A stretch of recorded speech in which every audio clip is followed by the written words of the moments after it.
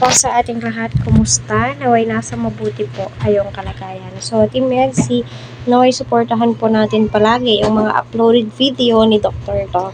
So, di naman po lingid sa ating kalaman na ang pamilya nga po ni VNC ay tinutulungan din po ni Dr. Love. Example po, ang kanyang pinsan na si Genesis.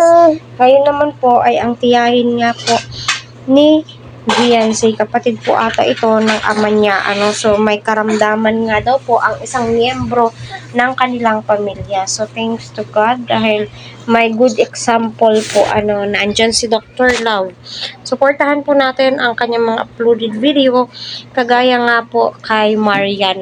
Kita naman po natin na until now sinusuportahan pa rin po niya ang pamilya nga po ni Marian. So ang taba-taba na po ni Marian, mahigit 1 taon na po na tumutulong si Dr. Love sa pamilya po nila. Kaya deserve din po ni Dr. Love na siya ay suportahan at sponsoran ng kanyang mga butihing sponsor. So yun na nga po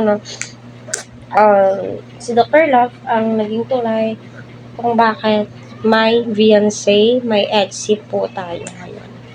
Diba? Kung hindi dahil kay Dr. Love ay wala po tayong mapapanood na very natural and napaka-clinging si Kalingap Edo, diba? Diyan mo po masasabi na nabago nga po talaga ang buhay ni VNC. Hindi lamang po ang buhay ni VNC ang nabago po ni Dr. Love, kundi pati ang mga kamag-anak ni VNC ay unti-unti nga pong nasisharean, naaambunan ng blessings ni Dr. Love, diba? So, panoorin po natin. Itong may sakit din pala ang asawa mo.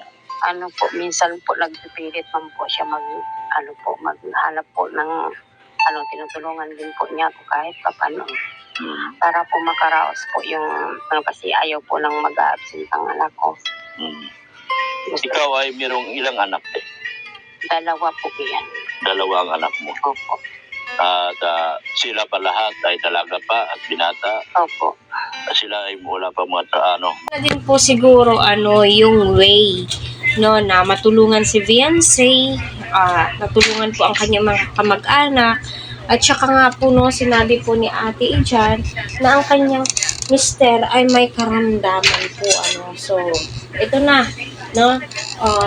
humahakbang na po si Dr. Love para matulungan po niya ang mga kamag-anak nga po ni VNC. So kudos kay Dr. Love, naway marami ka pang matulungan na aside sa pamilya ni VNC, sa kamag-anak po niya, syempre marami ka pa pong matulungan ng mga kababayan po natin. Kasi kita nyo ito po yung tao na kahit na iilan lamang po yung nag-e-sponsor, minsan wala, ay balikan ka po talaga niya.